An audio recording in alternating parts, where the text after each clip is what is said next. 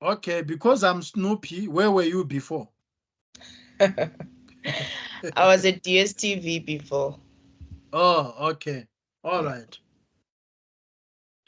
Okay, so welcome to lesson 68 of Digital Marketing 3, where we are going to be looking at brand identity and success factors for a brand site. So we spoke about branding in the digital context.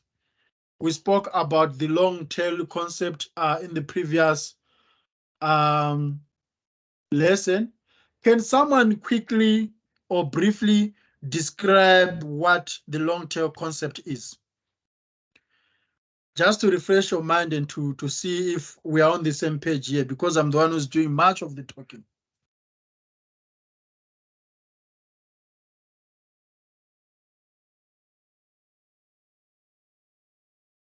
Who wants to volunteer and briefly describe long tail concept?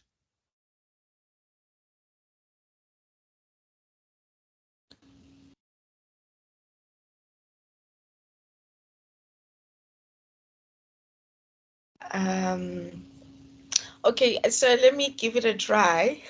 Okay, that's good. Yeah. We always love trying. So, okay, so maybe not exactly describing it, but Mhm. it has an element of um, pairing products that are doing well in the markets with the ones that are sort of struggling to try Mm. and,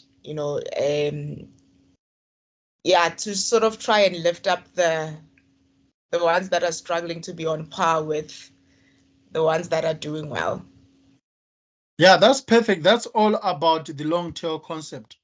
Yeah. So it's pairing the unpopular product with a popular product so that you can increase its sales.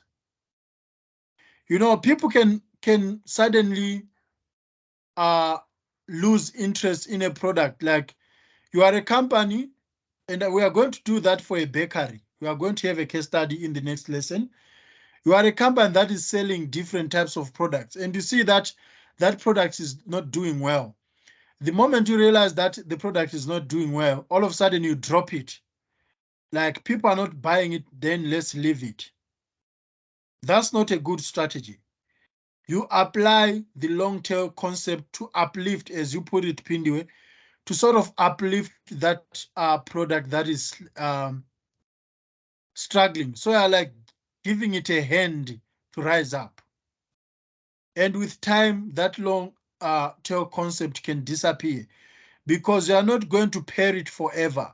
Once you realize that you are getting better sales, or once you realize that its popularity is jumping, then it can also uplift other products that are struggling. So it becomes a tail. That's why we say it's a long tail. So these are products that are uplifting each other um, to reach a desirable uh, peak for sales. Makes sense, right? The Yes. same way that the same way that beautiful girls would uplift those who are ugly so that they can be, I always love this example because someone used it to me so that I can understand this long tail concept. I could not understand it. But the moment they put it that way, it ran fast to my mind and I could see what they are trying to say because it's something that I've seen, especially in high school.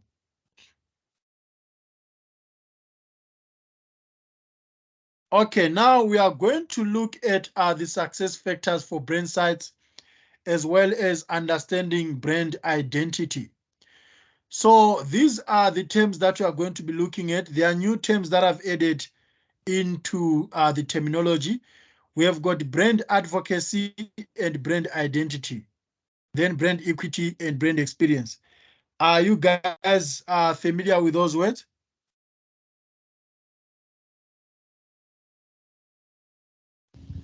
Yes. All right. So, in your own opinion, what are the success factors for a company's website or a social media account or mobile application? So those are what we call brand sites. What are the success factors for a company site?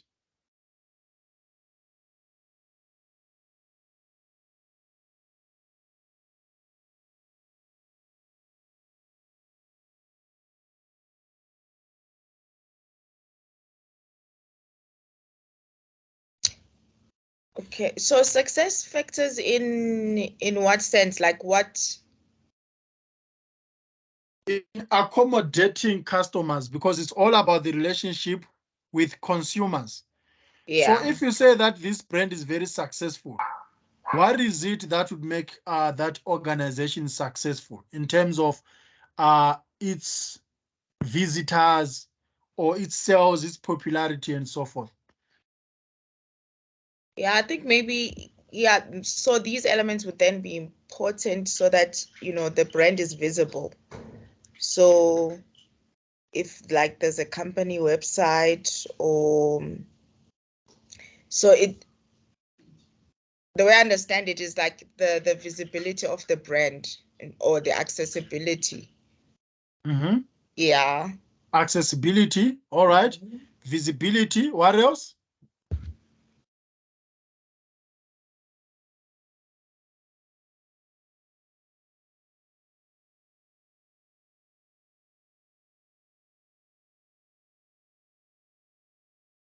Someone in the day class mentioned consistency. Do you agree with that person?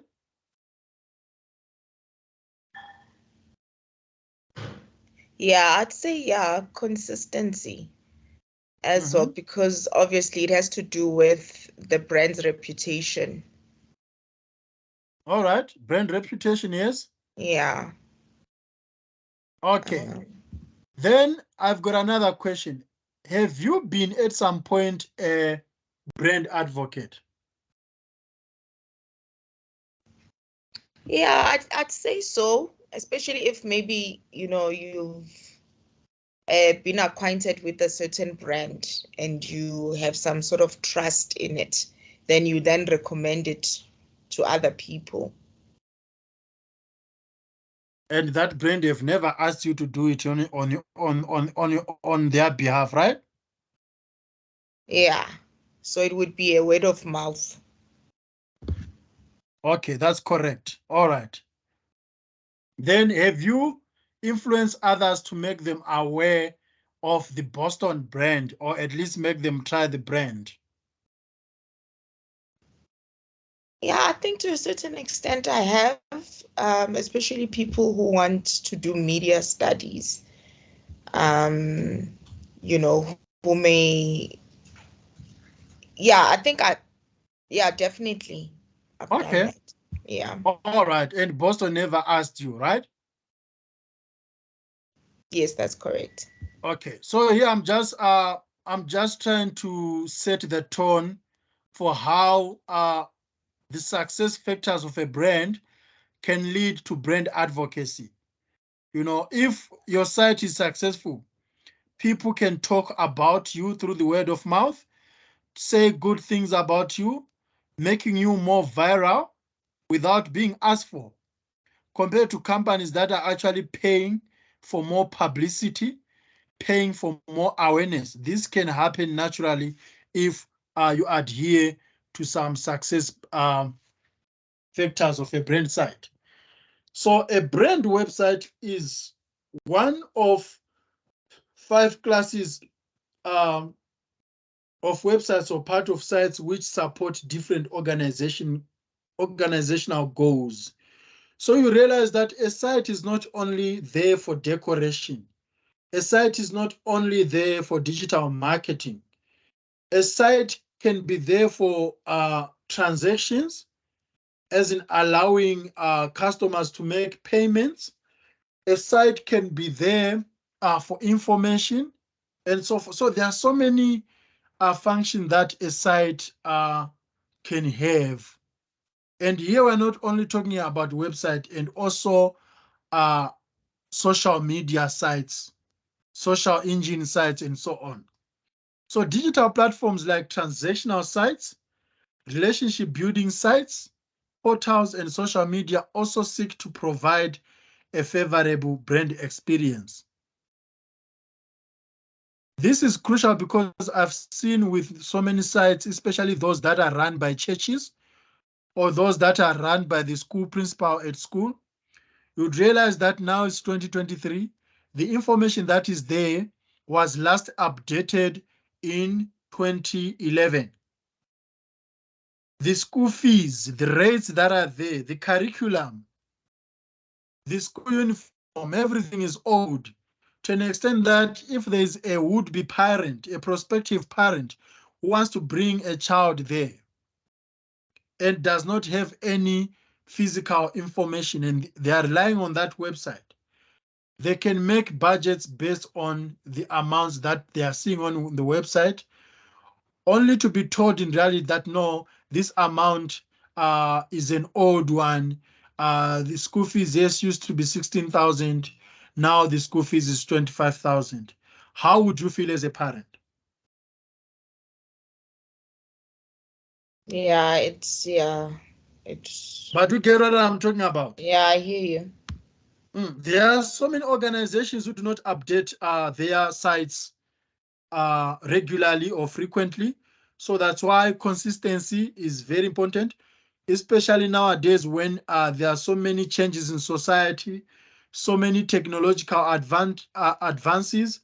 The economy acting up here and there, prices can no longer be the same.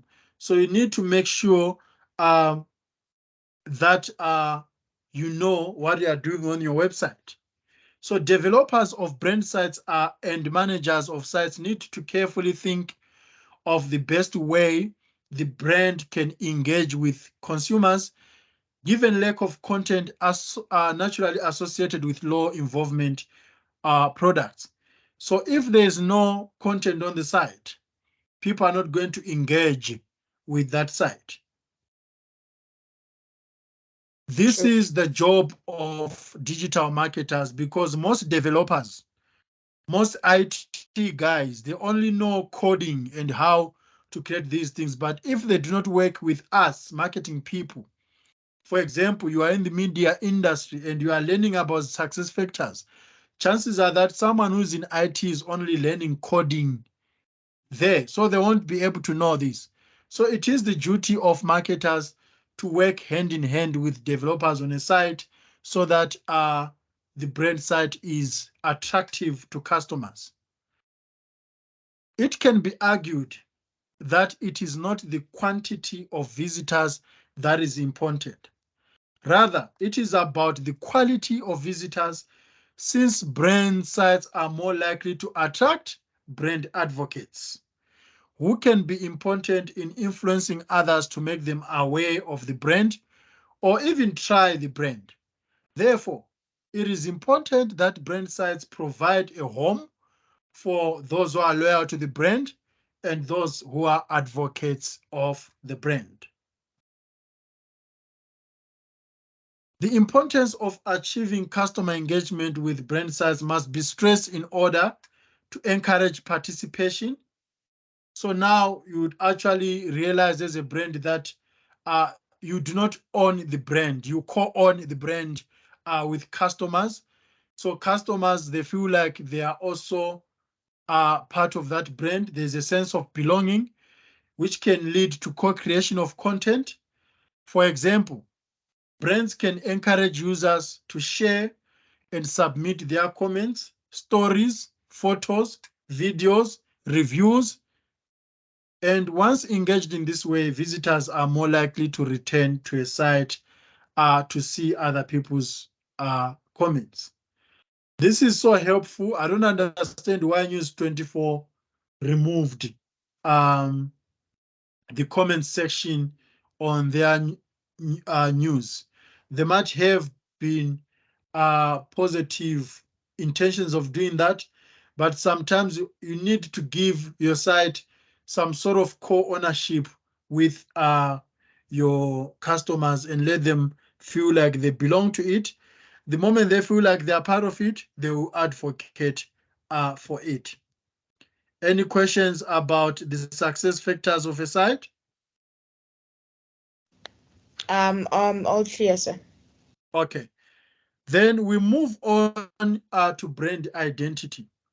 Brand identity is very, very, very crucial, especially when you are looking to the success factors of a brand site because it contributes to it. Brand identity is the totality of brand associations. including its name, its logo, its symbols, its people, its products, and the way those are communicated. So you can actually see that this is Apple, this is Samsung, this is Huawei, this is Mazda, this is Toyota, this is Nando's, and so forth. So that's brand identity. And it has been emphasized the importance of developing a plan to communicate the key factors of brand identity and increase brand awareness has been emphasized in marketing. And therefore, brand identity is again more than just a name. Brand identity is more than just Nando's. Brand identity is more than your name as Pindiwe. There's more to it. And there are two rules for naming online brands. So how do you create an identity in form of an online brand? You use the law of the common name.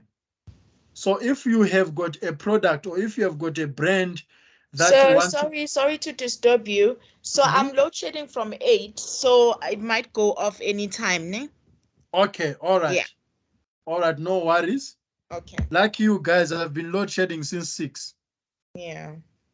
Okay. All right, thank you. I'll take note of that. But I'll just proceed, then I'll upload the links to since I'm Please. recording. Yes. All No right. problem. All right, thank you for letting me know. So we have got the law of the common name. The law of the common name is that they say the kiss of death of an internet brand is a name. So you need to have a name that is more common. Then we've got the law of the proper name. They say your name stands alone on the internet, so you'd better have a good one. So the characteristics of the word chosen to represent a brand can influence consumer behavior and can be linked to the propensity with a buyer will engage with a brand. Therefore, in order to increase the likelihood that a customer will engage with a new brand, it should be easy to pronounce. It must have interesting arrangements of syllables and consonants so as to make the name easy to recall, uh, but should also not be too similar in other words, uh, causing confusing with other brand names. So naming is very, very important. I always even with people's names. In the day class, I gave an example of a Japanese boy with a surname called Tong. You know, with Japanese and Chinese, you've got Xingzhong, Zhongtong, and stuff like that. So you've got a name called Tong, and all of a sudden you name a son Bill. When you ask the name of that son, what is your name and your surname? They say, my name is Bill Tong. So all of a sudden you think their name is a piece of meat, biltong, the dried meat that we have or that we know. So it's always, always, always important to make sure that the name that you are generating for a brand is something that um, users, customers can easily identify with. So in essence, good brand names are those which are easy to remember and pronounce, but also have the potential to catch the attention of a consumer. So in South Africa, you need to consider the languages used by many people in South Africa. So if you have got a name, can it be remembered in different languages? Can they be able to pronounce it?